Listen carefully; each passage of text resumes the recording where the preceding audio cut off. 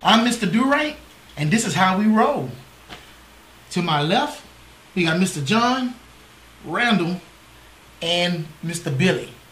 And today's show, we are talking about our best and worst films ever. This should give us a benchmark on who we are, what we like. That way, every movie hereforth, you can base it on what we say in here today. This is who we are, and this is how we roll. And today we're going to start it off to my right with Mr. Billy. All right. Well, starting off with the best, I guess, would be Existence, a Jude Law film filmed in 1999. It predated The Matrix. It was about this ugly-looking creature genetically created, which actually was a hard drive that connected to the back of your spine that sent you to a different world that you had to live out your own gameplay character. Amazing, amazing. I'm not going to tell you the ending, but it is actually kind of cool. Shaggy Dog keeps appearing. Really cool. Worst movie I've ever seen and actually made me sick to my stomach was Dragon Ball Evolution. If there's anybody out there that's purely into anime and that's seen Dragon Ball, really knows what I'm talking about and is sick and disgusted by this movie too. I mean, Piccolo doesn't even have ears or an antenna. What's with that? And he come from space? No. He came from Earth. He was here the whole time. He was split from... No, never mind. I'm not going to get into it. But let's just say it was just the worst thing I've ever seen. Back to my beer. You know, I agree with you on that Dragon Ball Z, because I tell you what, I'm not a Dragon Ball Z fan, but oh my goodness, when I see that movie, I'm like, this is not Dragon Ball Z. That is not Dragon Ball. He did not come from an asteroid. He came from... Never mind. Like I said, I'm not going to get started. Did your worst movie have any redeeming qualities? Absolutely none. Okay. But, you know, if you want to elaborate on how crappy this movie was. Yeah, you can, because that's what this show is about. All right, well, Piccolo had no antenna. For one thing, we're going to start with that. He was wanted to rule over the world, which actually was true in the comparison to the comic book. Yamcha, which was a dumb character in any Dragon Ball movie, he always dies 30 seconds in any fight, actually survived for the entire movie. That itself is really wrong, and he is stupid, so that actually was played quite well with the movie. Was it Bulma? Really hot character to play Bulma. I really like that. That was on the spot, but still, she was not the character in which I remember in Dragon Ball. She wasn't bumbly, and she... Anyway, the whole movie was horrible. Where was Krillin? Where was Krillin? His best friend. Where was Krillin? Where was he? Where was he? He went to high school? He never went to high school. Never even talked to public. This guy is stupid, and yet he went to high school? No. No, that's not how it works. And where was the tournament? Never mind. Like I said, I'm not going to get into it. So, let me ask you this question then. Was there anything about that movie that was right? No. Anything about that movie that you liked? No. How accurate was the main character? Wow. It's like they tried to get as many people to play Goku as possible and finally just settled with somebody. It was horrible. Horrible, absolutely. I mean, just they reaching as far as they could. They didn't have to do... It's horrible.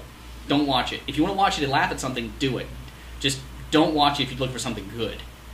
Seriously, don't watch it. All right, then. Well, that was Billy with his best and worst. So, I'm going to go ahead and pick up, since I'm off to the right, with my best and worst. So, my best is The Matrix. Hands down, favorite movie of all time. I can say I've seen it over 100 times. I did a paper about it in philosophy class. You know, I talk about it whenever I can. And to me, The Matrix is just like Star Wars. It's a benchmark for every movie afterwards.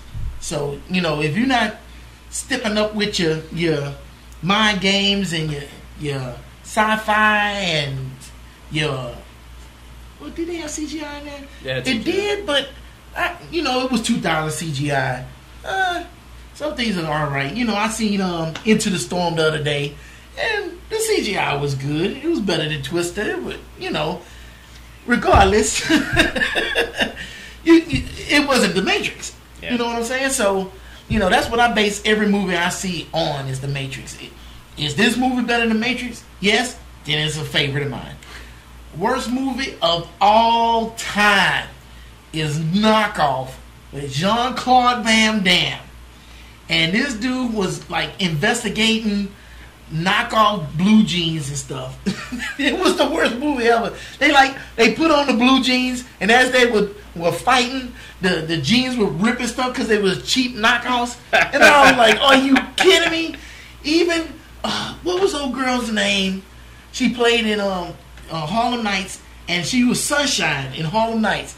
Sunshine. She couldn't fix this movie. Even if she threw her real stuff up in the sky, she couldn't fix the movie. You know what? But I will say this. The only redeeming part of that whole movie, and which is funny, I got a quick story behind this. I hated that movie. My friends took me to the movie theater to see it, and I hated it.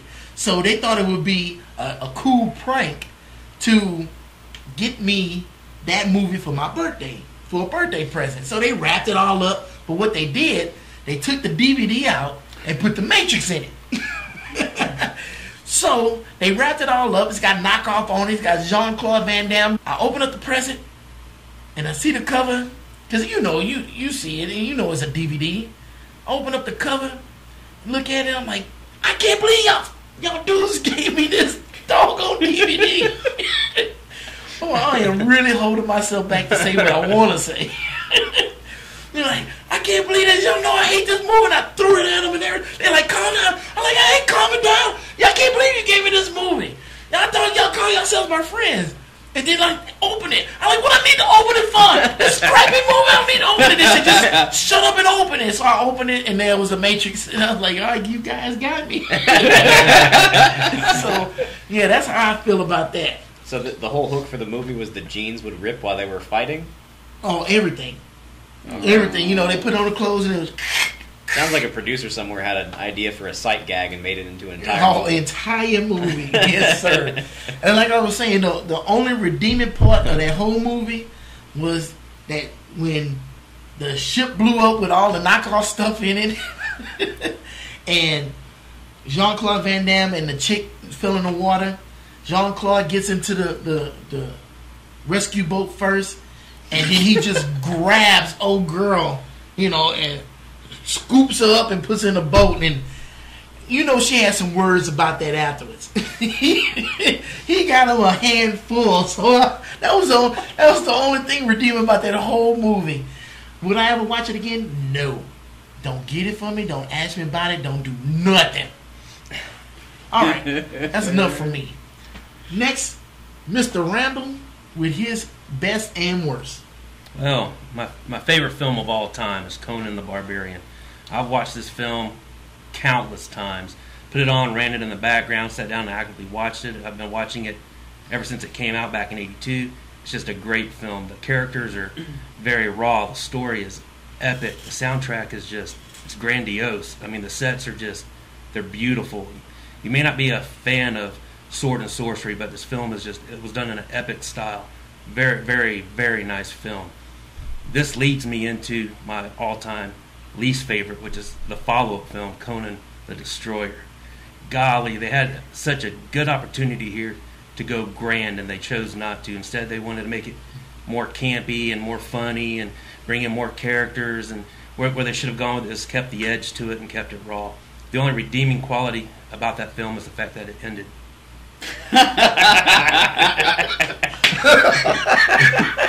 It's really terrible when a sequel never makes like the primary. So Grace Jones being in half naked didn't do it for you? They had the coward. You had Grace Jones. The teenage fairy princess. They just weren't good fits in my opinion. They just weren't. To me, it felt like everyone showed up, and it lacked passion. It was like everyone showed up and said, "Where's my check?"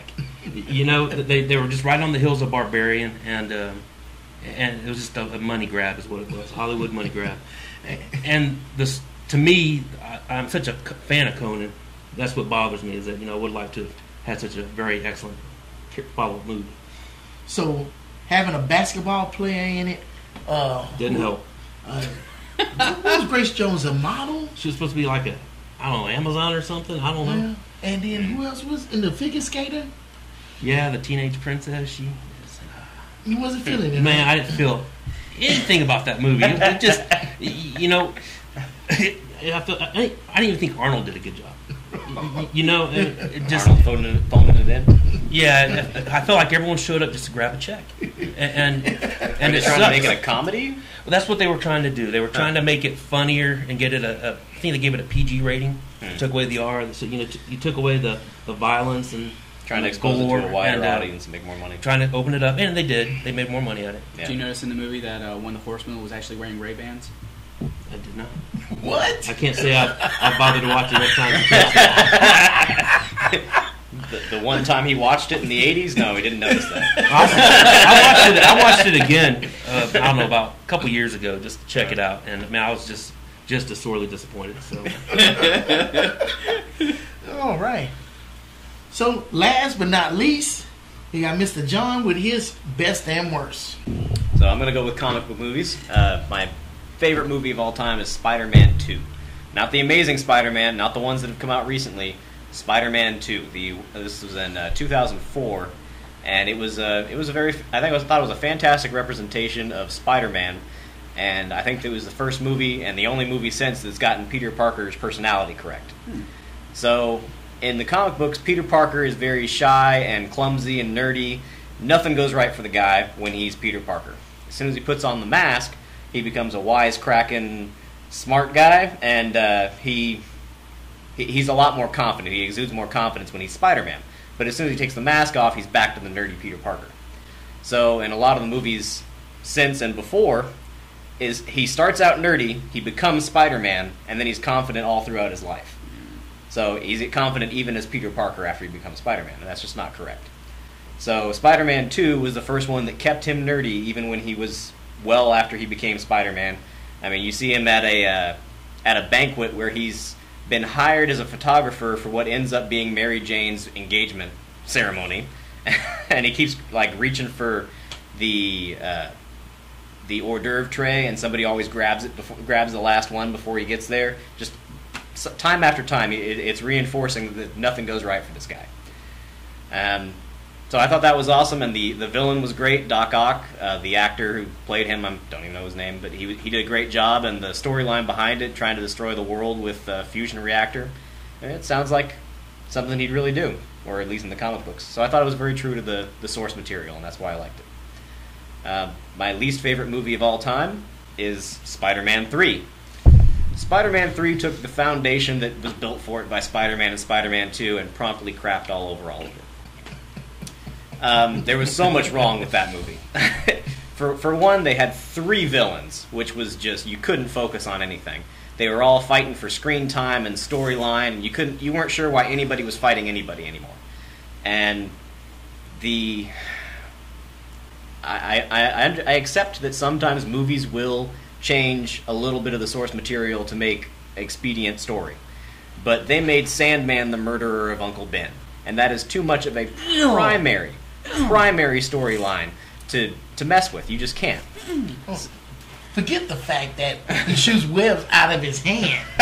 Yeah, I didn't like that part. I mean, that wasn't really that accurate, but also, like, Sandman had nothing to do with the murder of Uncle Ben. He wasn't anywhere near it. He didn't even appear in the comic books until years later. Mm-hmm. But somehow he murdered Uncle Ben. And it was also not even hinted at in Spider-Man 1, so you kind of get the feeling they pulled it out of thin air in Spider-Man 3 for storyline. Leave it to Hollywood. Yeah. So no redeeming qualities to Spider-Man 3? I actually do feel it has one of the best villain scenes for the birth of a villain. The Sandman scene where he's down in the sand pit and there's some kind of chemicals going on and he's got some kind of reaction. He becomes Sandman and he turns into sand. And then later on that night, you see him try to reconstitute himself and become solid, and he can't quite get it done. He keeps falling apart, and then he sees his daughter's locket, and that gives him enough motivation to solidify and gain control and grab his daughter's locket. I did like that scene. So I thought that was awesome, and it made him a somewhat sympathetic character, and then they promptly destroy that by, you see him punching a dog, and then you see him killing Uncle Ben, which... Yeah, no. Yeah, no. Well, that's pretty good. I like that. So, let's go back to you, Randall. In your favorite and worst movie, what's your favorite scene in your best movie, and was there a redeeming scene in your worst movie? Let's see here. Favorite scene of Conan the Barbarian. You know, I like the scene where the king's talking to Conan. He's drugging him in, and he's asking him for help to get his daughter. And he has a commanding presence there. And when he's speaking to Conan, you know, it's almost like he's in trouble and he's going to let him have it. And then all of a sudden, it turns around and you find out he's really impressed with him, and he's sending him off to get his daughter. And I thought that was a very well done scene. Very good performance. I forget the gentleman's name that played the king at the moment, but very, very good performance. Anything Anyone from involved? Barbarian? Well, that was the Barbarian. Oh, my bad. From the Destroyer. Yeah, that's what I meant. The credits roll. There you go. It was just a hokey film for me. The soundtrack, I'll give this. The soundtrack to Destroyer it was good. I did enjoy that. The music they played with it, that was well done. Well, at least he got something. I didn't touch on my favorite scene from Spider-Man 2. It's definitely got to be the train sequence where he's got to stop the train from going over the edge. No. And he gets out in front of it and he tries to put his foot down and break all the boards, and he can't do it. He's rubbing his leg because it hurts, and then he puts his webs out to the side and just muscles the train to a stop, but he passes out because of the exertion. And then the people in the train, like the New Yorkers, they pick him up and they try to protect him from Doc Ock, but they can't. That was a good scene. It was a good scene. That was a very good scene. What about you, Billy? What is your redeeming factors from your favorite and worst film? Favorite movie extends. My favorite scene of all is when he's in this Chinese restaurant eating mutated fish and frog, and his gameplay character forces him to eat this disgusting, smelly, just pile of nothing, what we refer to as the poo-poo platter. As he's taking apart the rib cage and the other bones and stuff, he unites it together and creates a gun out of the guts. And then the bridge of his mouth, the back teeth fall out, and that turns into his ammo, and suddenly he feels the urge to shoot somebody, and the waiter dies. Great scene ever. What do you use for bullets? His back teeth. His back teeth fall out. And he puts it in the chamber of this makeshift gun he makes out of fish guts and bone. And he goes, kills the waiter. Amazing scene. Amazing. Wow. Yes. I've never even heard of that movie. Dude, we gotta watch it. That was out there. We gotta sit there and watch Super that. out there. I mean, there's out there, and then you got Oh, that's, way out there. that's the tip of the iceberg with me, dude. I'm starting out slow. So, Dragon Ball Z. The Dragon Ball Any Evolution. scene? Yeah, I said Dragon Ball Z. That's Dragon Ball Z is right. amazing, but Dragon Ball Evolution was the worst. So, any scene from Dragon Ball Evolution that said, okay, this movie sucks, but this one scene I like. Give me a second. No. Okay. Bulma. Anytime Bulma's on camera, I'm willing to listen to what she has to say. But that's it. I mean, the movie was horrible from get-go from start to go. It was horrible. I did not like who they chose, who Goku was. I don't like the fact he went to school, and they didn't even call him Goku. They call him... It wasn't Goku. It was something like Go on, girl. I forgot what his name, but it wasn't Goku. And he was bullied by high school. Dude, if you even touch Goku, man, you're gone.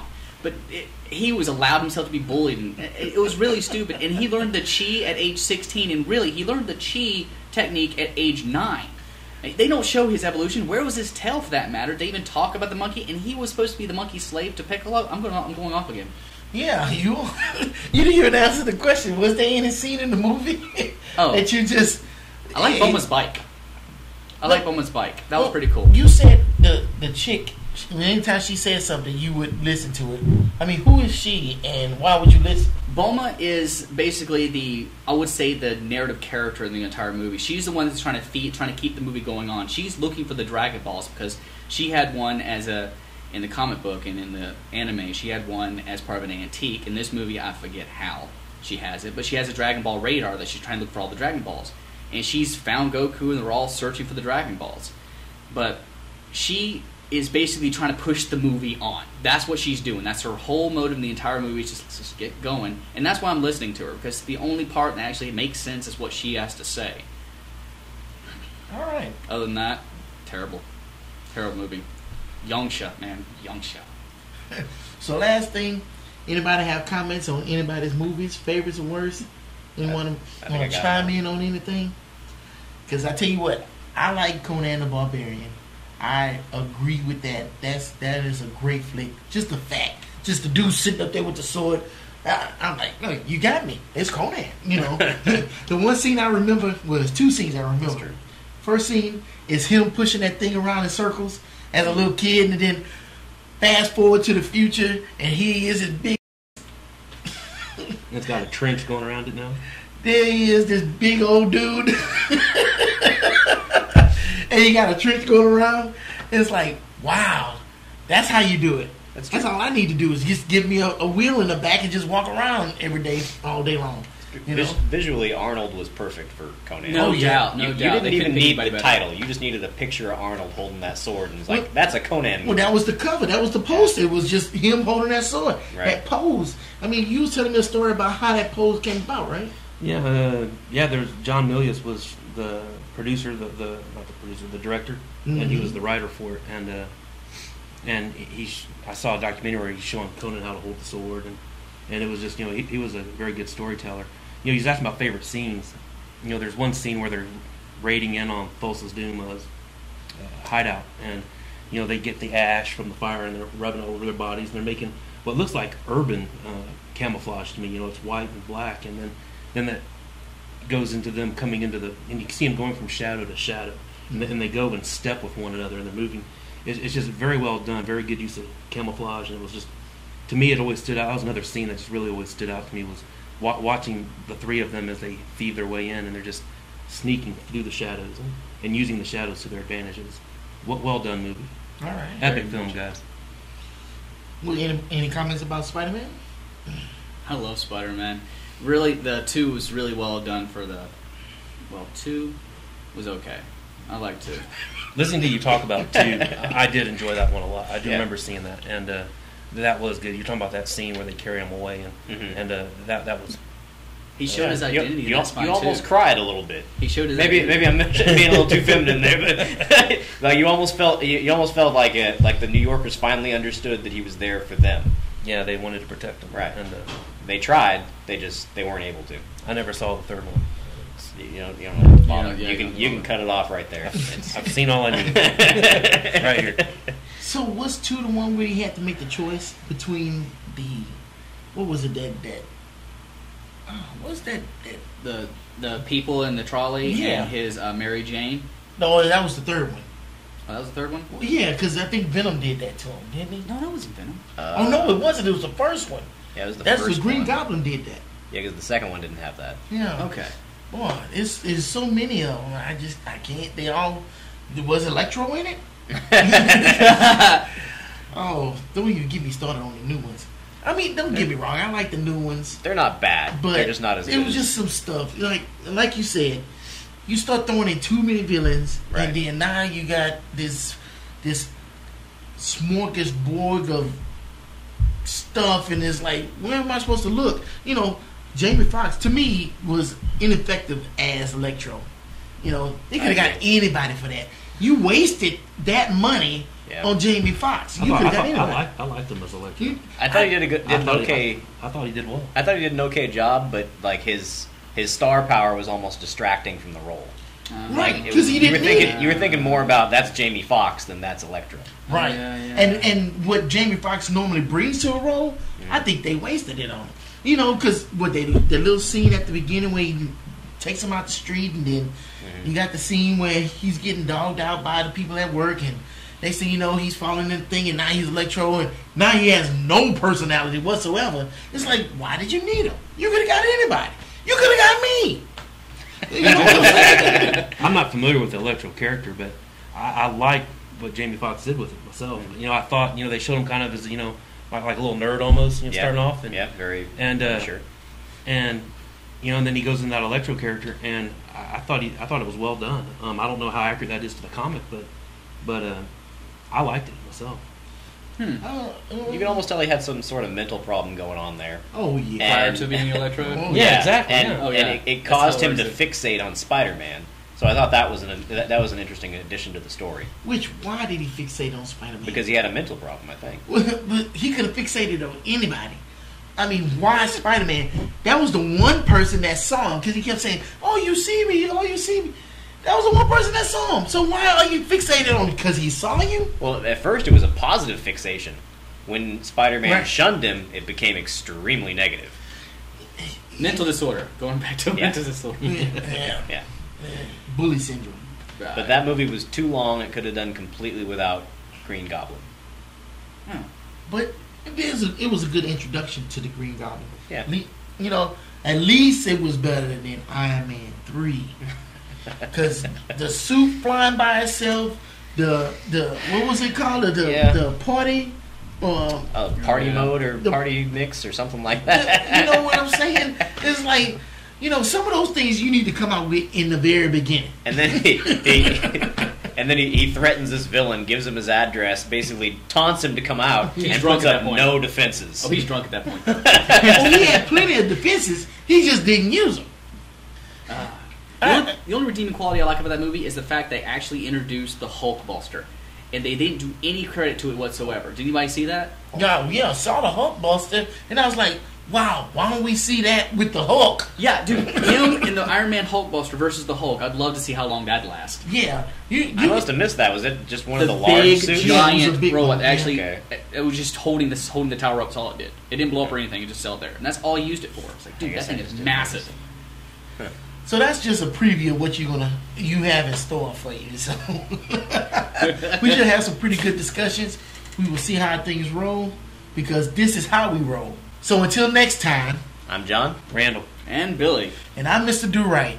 There's a million videos out there that you can watch, and you chose to view this one, and we appreciate you. And we out. So we have. Until next time, I'm John. Oh, let's do that. Randall. Let's do that again because I didn't know how to. I didn't know how to segue into that. Sure. How do we segue into that? So until next time, So that's what I'm gonna say. Okay. All right. it's got to be somewhat fast. Yes. I mean, for the rest of us, you just started off. Okay. Okay. So that's what you have in store for us, because this is how we roll. So until next time, I'm John. Randall. Kevin. Oh And no, we Billy. gotta do that again because I am not. You can go last if you want. Damn. Yeah, you could go last. Okay, I'll go last. All right. Got it Are we again. going to finish with the This Is How We Roll? Together? No, or? no, because I'm gonna say what I said the last time. Wrap it. Since I brought it up. And so, okay. There's a million videos out there that you can watch, and you choose to watch, and you chose to. That's the blooper reel.